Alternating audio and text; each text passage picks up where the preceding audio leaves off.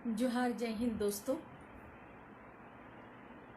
उम्मीद करती हूँ आप सब मेरे भाई पूरे देश में जहाँ कहीं भी हैं सारे लोग सुरक्षित और सकुशल होंगे।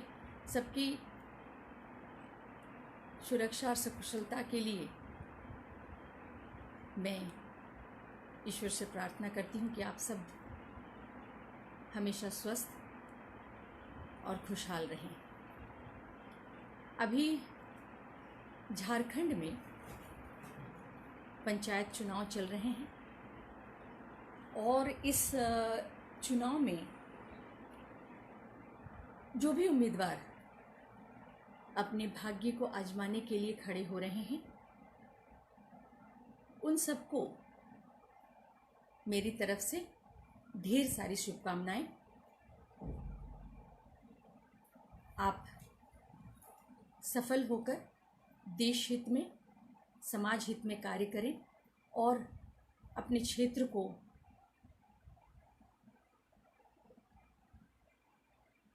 क्षेत्र के विकास के लिए काम करें और अपने समाज को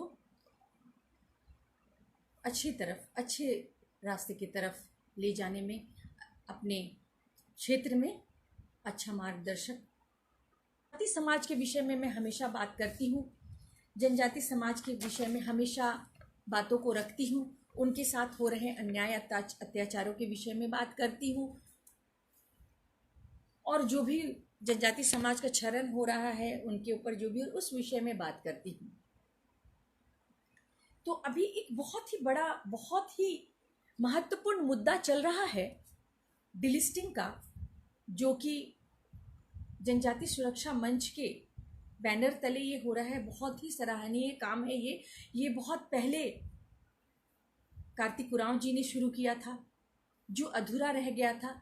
उनके अधूरे सपनों को अब जनजाति सुरक्षा मंच ने अपने बैनर तले पूरा करने का एक बीड़ा उठाया। उसके लिए मेरी शुभकामनाएं हैं और मेरा साथ उनके साथ हमेशा है कि डिलिस्टिंग होनी चाहिए। बहुत सारे मेरे भाई बंधु लोग हैं जिनको डिलिस्टिंग के बारे में, डिलिस्टिंग के विषय में पता नहीं है कि भाई डिलिस्टिंग, बहुत सारे लोग ये स्टेटमेंट दे रहे हैं कि डिलिस्टिंग नहीं होने चाहिए। वो हमारे नहीं है, हमारे ही बीच से निकले हुए कुछ जयचंद लोग हैं जो अपनी स्वार्थ के लिए, अपनी कुछ थोड़ी से स्वार्थ के लिए अपने समाज को ख़त्म कर रहे हैं। तो सबसे पहले मैं आरक्षण के विषय में, कई बार मैंने लाइव जाके आरक्षण के विषय में, जनजाति समाज के आरक्षण के विषय में आप लोगों के सामने बातें रखी। तो मैं आरक्षण के विषय में बात करूंगी कि हम जनजातियों को आरक्षण क्यों मिला हुआ है। हम जनजाति समाज को आरक्षण हमारी आर्थिक पिछड़ापन, सामाजिक पिछड़ापन और कुछ विशिष्ट रूढ़ी परंपराओं को मानने की वजह से हमें आरक्षण का लाभ दिया गया है। और भी बहुत सारी बातें हैं। आरक्षण का लाभ इसलिए दिया गया है क्योंकि हम पिछड़े हुए, जैसे कि मैंने बताया, और हम बहुत, जैसे कि हर लाइव में मैं बताती हूँ, हमारा जनजाति समाज बहुत ही भोला है। वो जल्दी बाहरी दुनिया से घुल मिल नहीं सकता, इतनी फ्लुएंट होकर बाहर के लोगों से जल्दी बात नहीं कर सकता, सीमित रहना चाहता है, इसीलिए वो पिछड़ा रहता है। तो उस पिछड़ेपन से उनको सहायता करने के लिए एक विशेष सुविधा दी गई। आरक्षण की सुविधा उसलिए दी गई है। और सबसे बड़ी बात है कि एक रूढ़ी परंपरा को मानने के लिए, जो एक रूढ़ी परंपरा जो कब से चला आ रहा है, उसकी कोई तिथि नहीं है कि ये जो रूढ़ी परंपरा को हमारा आदिवासी समाज मान रहा है वो कब से है, किसी को नहीं पता। उस रूढ़ी परंपरा को मानने के एवज में उनको ये आरक्षण दिया गया है। लेकिन कालांतर में हमारे ही जनजाति समाज के कुछ लोग अपनी इन विशिष्टताओं को त्याग कर ईसाई धर्म को अपनाकर ईसाई बन गए हैं। उन्होंने रूढ़ी परंपरा को छोड़ दिया है, उन्होंने धर्म को छोड़ दिया है, उन्होंने संस्कार छोड़ दिए हैं, उन्होंने सब कुछ छोड़ दिया है। जो हमारे कुछ जनजाति भाई लोग हैं जो ईसाई बन चुके हैं और अपनी परंपरा, अपनी रूढ़ी परंपरा, अपनी जो है पूजा पद्धति अपनी संस्कृति, अपने संस्कार, अपने धर्म, इन सबको भुलाकर जो अपने पूर्वजों के बलिदान को लात मारकर जिन्होंने ईसाई धर्म को अपनाया है, पूर्वजों के बलिदान को मैं इसीलिए कह रही हूं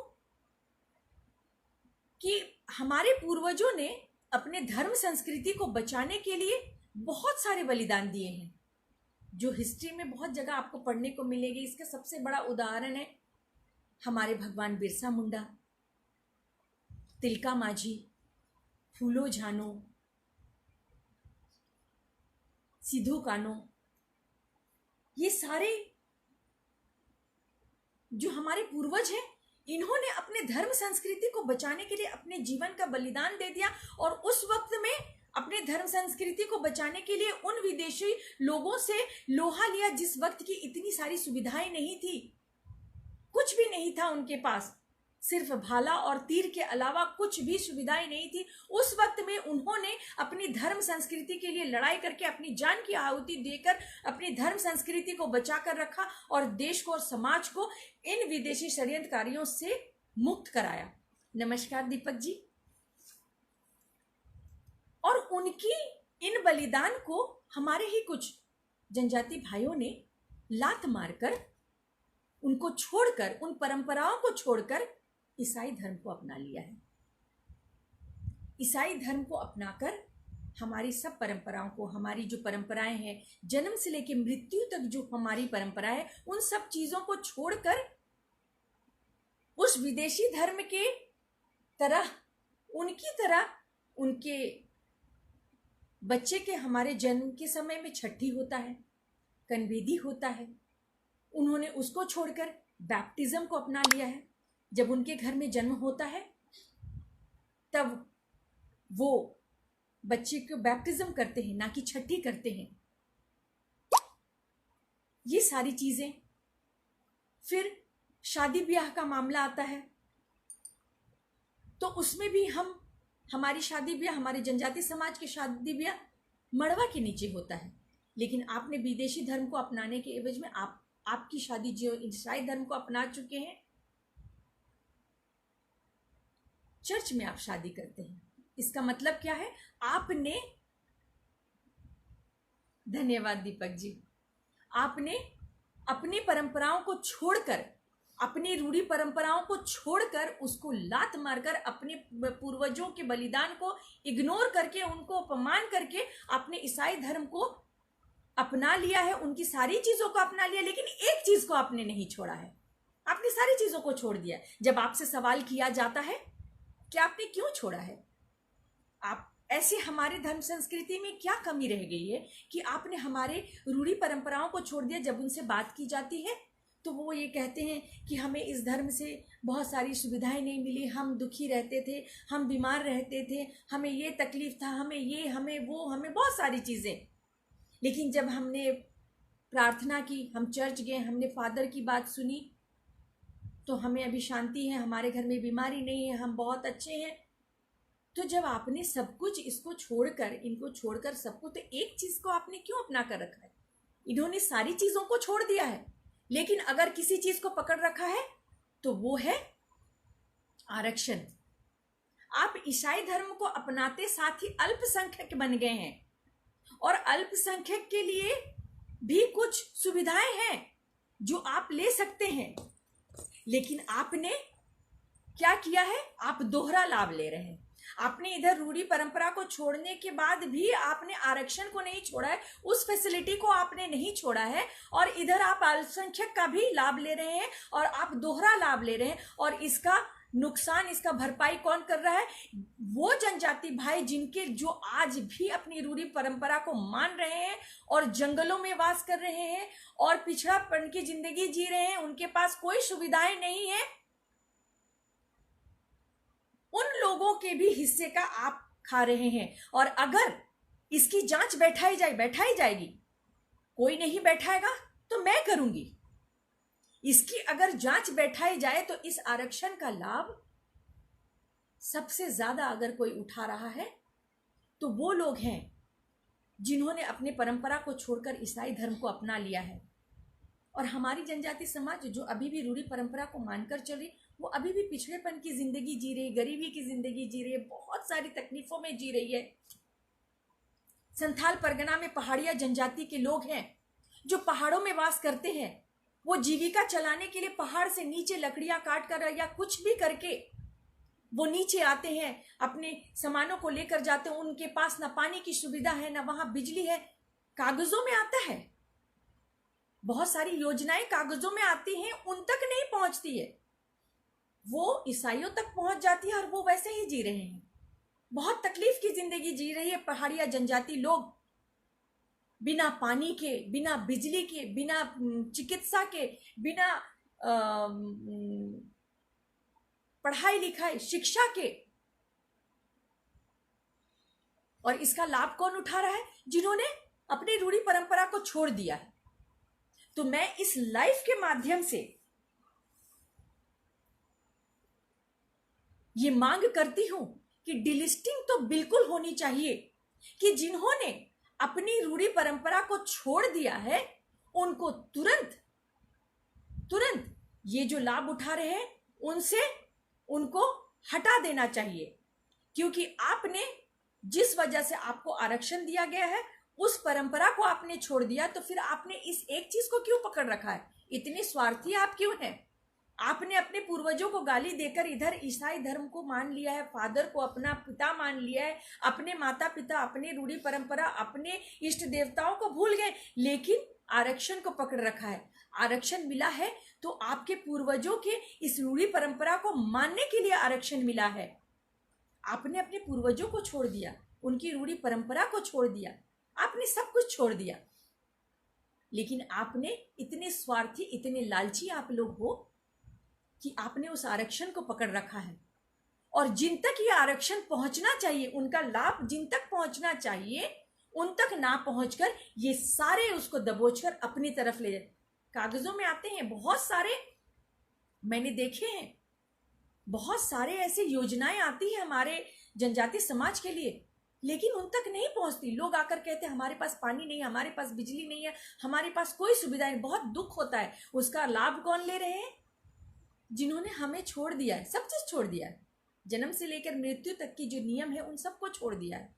सब चीज फादर के इशारे में करते हैं, चर्च में करते हैं, उनको बुलाकर करते हैं, ना कि पाहन को बुलाकर करते हैं। लेकिन अगर पकड़ के रखा है तो एक सिर्फ आरक्षण को। क्यों?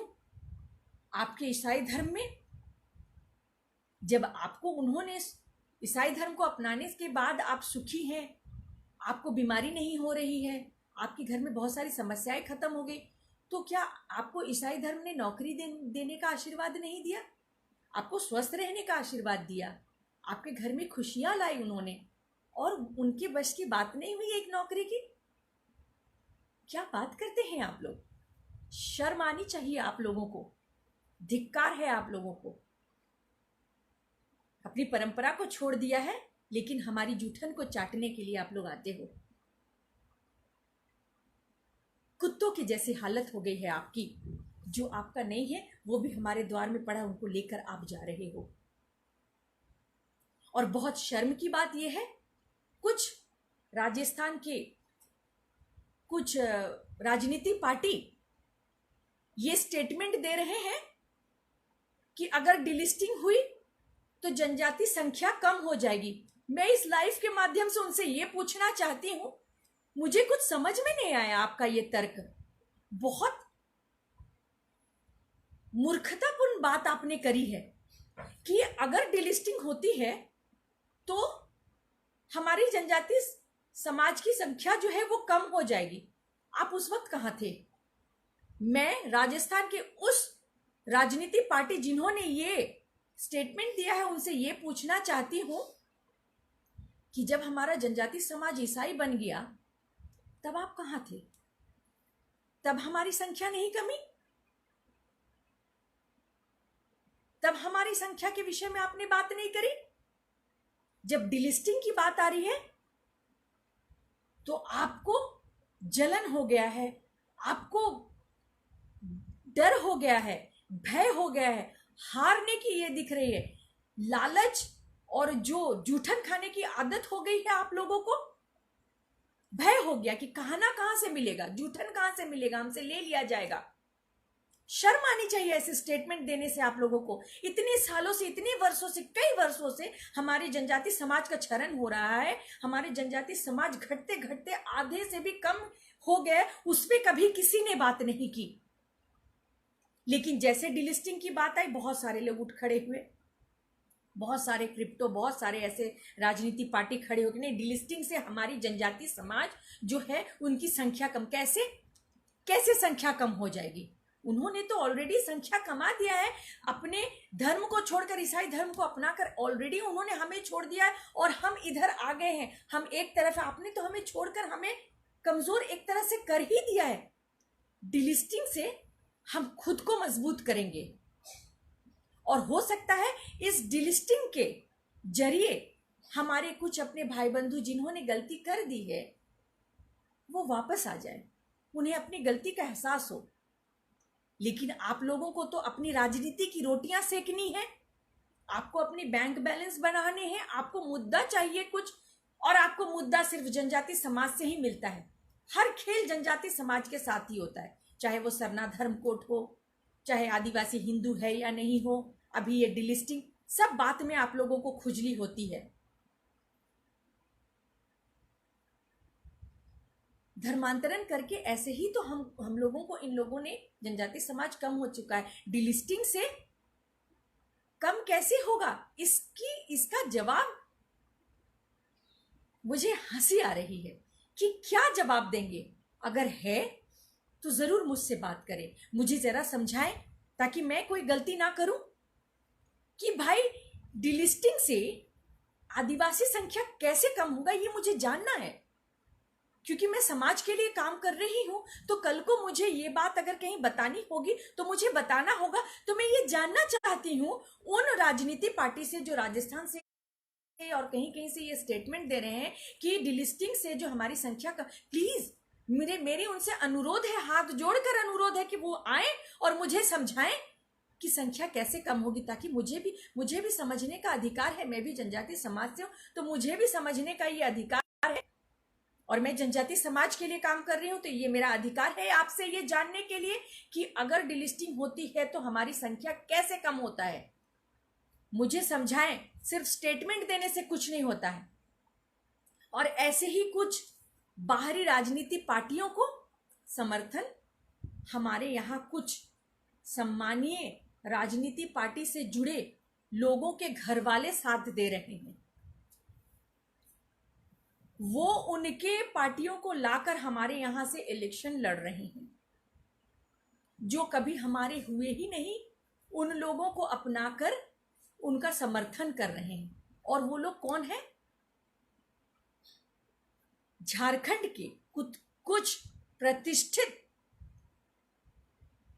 नेतागणों के घर से, जिनका कि समाज में बहुत सम्मान है, देश में बहुत सम्मान है, लोग सम्मान से उन्हें देश में जानते हैं कि भाई ये सम्मानीय व्यक्ति है। लेकिन उन्हीं के घर के कुछ लोग जो है समाज को खोखला करने की हर वो हरकत कर रहे हैं जो कि बिल्कुल गलत है। उनको कहीं ना कहीं सम्मान, उनके पिता को, उनके लोगों को, उन लोगों को सम्मान दिया जा रहा है, लोग सम्मान दे रहे। लेकिन अगर गलत वो कर रहे हैं तो प्रिया मुंडा डरेगी नहीं मुझे, क्योंकि ना तो किसी पद की लालसा है, ना किसी पद को छोड़ने की, मतलब मेरे से छूट जाने का भय है, ना किसी चीज का भय है। मैं तो जो गलत है उसको सामने लाऊंगी, उसके लिए सामने चाहे कोई भी खड़ा हो, चाहे कितना भी गणमान्य व्यक्ति हो, कितना भी सम्मानीय व्यक्ति हो देश का।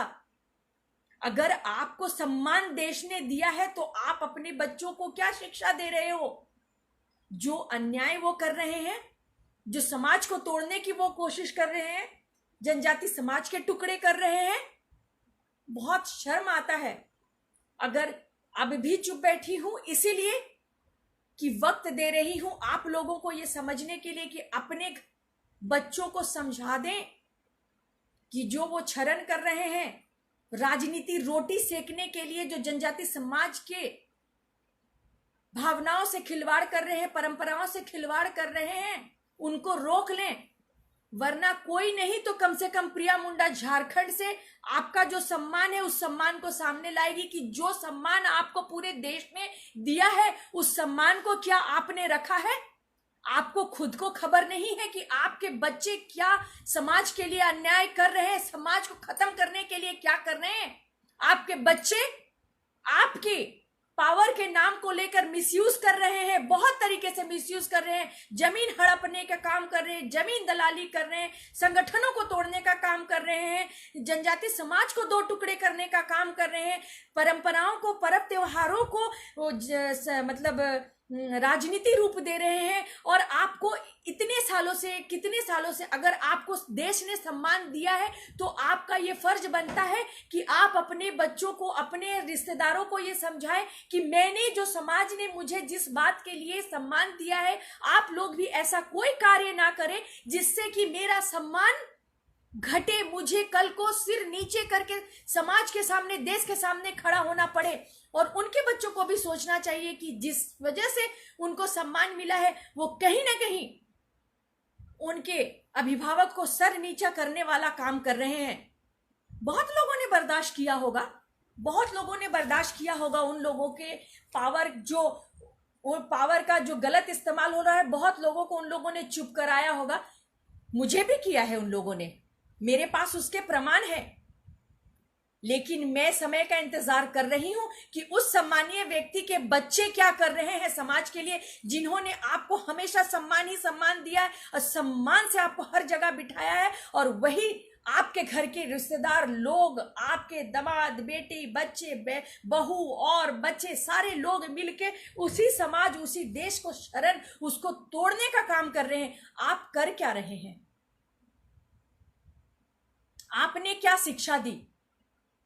इतने वर्षों जो आपको, जो सम्मान पूरे देश ने दिया है, जो समाज ने दिया है, आपने अपने बच्चों में क्या संस्कार दिए हैं? क्या सिर्फ समाज और देश की बात सिर्फ राजनीति के लिए थी? क्या आपने सिर्फ ये जो समाज का जो ये सब आपने दिखाया और ये जो भोलापन आपने दिखाया, ये सिर्फ राजनीति के लिए थी? बहुत किसी ने बर्दाश्त किया होगा। मैं किसी से डरती नहीं हूं। जो गलत होगा वो चाहे किसी भी व्यक्ति से हो, मैं उसको सामने लाऊंगी। और ये फालतू पावर पोजीशन की बात करके किसी भी सामाजिक कार्यकर्ता को दबाने की बिल्कुल कोशिश ना करें। हमारे जनजाति समाज के साथ जब भी जो गलत होगा, खास करके खूंटी और हमारे क्षेत्र में भी जो भी गलत होगा, अब से इसकी आवाज, इसका विरोध प्रिया मुंडा करेगी। कोई साथ हो ना हो, मैं अकेले करूंगी। जिनको ये लगेगा, जिनके अंदर जमीर जागी होगी, उस सम्मानीय व्यक्ति को भी मैं इस लाइव के माध्यम से कहती हूँ कि अगर यहाँ आपका अभी भी जागा है, जिस समाज ने आपको इतना सम्मान दिया, अगर थोड़ी सी भी आपके पास बची है तो आप भी मेरे साथ आकर खड़े होंगे और समाज में हो रहे क्षरण और गलत जो आपके घर वाले भी या कोई भी कर रहे हैं, आपके रिश्तेदार लोग कर रहे हैं, उनको रोकने के लिए मेरा साथ देंगे और समाज को जो है टूटने से और देश को एक बार फिर गुलामी की तरफ जाने से बचाने में मेरा साथ देंगे। मैं फिर से इस लाइव के माध्यम से आप सभी भाइयों से, जनजाति भाइयों से अनुरोध करना चाहती हूं कि अब भी वक्त है, जाग जाइए। अगर आपको लग रहा है कि मैं कुछ गलत कर रही हूं, आप आइए, मुझसे संपर्क कीजिए, मुझसे बात कीजिए। मुझे पता है इस लाइव के बाद में कुछ क्रिप्टो मेरे भाई लोग हैं, क्रिप्टो बोलना भी अच्छा नहीं लगता क्योंकि अपने ही हैं वो। कुछ मेरे भाई हैं जो गाली गलौज करेंगे। गाली गलौज करने की कोई बात नहीं है। अगर प्रिया मुंडा ने कुछ गलत कहा है तो आप आए, मेरे घर के दरवाजे हमेशा खुले हैं। समाज को अच्छी दिशा में ले जाने के लिए, समाज के विकास के लिए बातचीत करना बहुत जरूरी है। ये अकेले एक प्रिया मुंडा के बस की बात नहीं, हम सबको मिलकर करना है। तो अगर आपको ये लगता है कि मैं कुछ गलत कर रही हूं, मेरे विषय में इधर उधर बात करने से बेहतर होगा आप आइए। लड़ाई झगड़े, गाली गलौज, अश्लील बातें करने से अच्छा आइए, मेरे संपर्क सूत्र लीजिए, मैं आपको हमेशा देने के लिए तैयार हूं। मेरा एड्रेस लीजिए, मेरे घर के दरवाजे हमेशा खुले हैं। आइए मुझसे संपर्क कीजिए, बैठकर बातें कीजिए, ताकि हम समाज को विकास की तरफ ले जाएं। ये गाली गलौज करने से हमारे जनजाति समाज का कोई विकास नहीं होगा, इससे हमारी जनजाति समाज की बदनामी होगी। उन भाइयों से मैं ये भी कहना चाहूंगी कि कुछ सम्मानीय व्यक्तियों ने अपने पावर का गलत इस्तेमाल करके ऐसे ही बहुत समाज का और हमारी परंपरा का क्षरण ऑलरेडी कर दिया है। अब आप ये गलती ना करें। अगर कोई कर रहा है, अगर प्रिया मुंडा भी कर रही है, तो उनसे आए, बात करें और इसका एक हल निकाले। गाली गलौज से कोई हल नहीं निकलता। और आज के इस लाइव के माध्यम से अपने देश भर के सभी भाइयों से दो रिक्वेस्ट, दो अनुरोध करना चाहूंगी कि विदेशी परंपरा को बिल्कुल ना अपनाएं, अपने माता पिता का सम्मान करें। हम सब देशवासियों का ये कर्तव्य होना आज से। अगर आपको प्रिया दीदी का काम अच्छा लगता है, प्रिया दीदी की बातें अच्छी लगती है, तो आपसे अनुरोध करूंगी कि अपने क्षेत्र में जितने भी वृद्धाश्रम हैं वहां जाएं, उन वृद्धाश्रमों को बंद करने का, उन्हें अपने अपने बच्चों तक पहुंचाने का ये कार्य करें, ना कि सोशल मीडिया में बैठकर एक दिन अपनी माता का मदर्स डे मनाएं। ये उनका अपमान है। और दूसरा, इस लाइव के माध्यम से सबसे बड़ी बात जो मैं ये कहना चाहती हूँ कि डिलिस्टिंग तो होनी चाहिए। डिलिस्टिंग से हमारे लिए जो सुविधाएं दी गई हैं, जो हमारे जनजाति समाज जो आज भी पिछड़ा हुआ है, उनको वो लाभ मिलेगा। और ये लोग जो हमारे हिस्से का खा रहे हैं वो हमारे लोगों तक पहुंचेगा। इसका जो दुरुपयोग हो रहा है वो डिलिस्टिंग से ही खत्म होगा। और हो सकता है, मुझे ऐसा प्रतीत हो रहा है, मुझे ऐसा अंदर से ऐसा महसूस हो रहा है कि अगर ये डिलिस्टिंग का काम हो जाएगा, ये डिलिस्टिंग के काम को ओके, सारा चीज़ सब कुछ हो जाएगा, तो हो सकता है बहुत सारे भाई लोग जो हमारे समाज, हमारी परंपरा को छोड़ कर गए हैं, वो भी वापस आ जाएंगे। तो डिलिस्टिंग हमारे जनजाति समाज को बचाने के लिए, हमारे जनजाति समाज के जो रूढ़ी परंपरा को मान रहे उनके तक वो सुविधाएं पहुंचाने के लिए डिलिस्टिंग का होना बहुत जरूरी है। डिलिस्टिंग हमारे जनजाति समाज को बचाएगा और विलुप्त होने से बचाएगा और हमें सुरक्षित रखेगा। इसीलिए इस लाइव के माध्यम से मैं डिलिस्टिंग के लिए अनुरोध करती हूँ। मैं यहाँ से मांग करती हूँ कि डिलिस्टिंग होनी चाहिए। बाकी भाइयों ने, जो लोग मेरे साथ इस लाइव के माध्यम से जुड़े हुए थे, उन सबको धन्यवाद देना चाहती हूँ। धन्यवाद दीपक जी। मेरी आवाज़ और जो ये बातें हैं जो समाज को ख़त्म कर रही है, वो अगर ज़्यादा से ज़्यादा लोगों तक पहुँच सके और लोग अपने समाज को और अपने जो है संस्कृति को बचाने के लिए खड़े हो सके। मैं ये कह सकती हूँ कि आप अगर चिल्ला नहीं सकते, आप अगर लिख नहीं सकते, आप अगर बोल नहीं सकते, तो जो लिख रहे हैं समाज के लिए, जो चिल्ला रहे हैं, जो बोल रहे हैं, उनके साथ खड़े होइए। धन्यवाद दीपक जी। ज़रूर बहुत मदद मिलेगी समाज को बचाने के लिए, देश को फिर से एक बार गुलामी की तरफ ले जाने के लिए। मेरे सभी भाइयों को बहुत बहुत धन्यवाद जो इतनी देर मेरी लाइव में मेरे साथ जुड़े रहे। उनको बहुत बहुत धन्यवाद।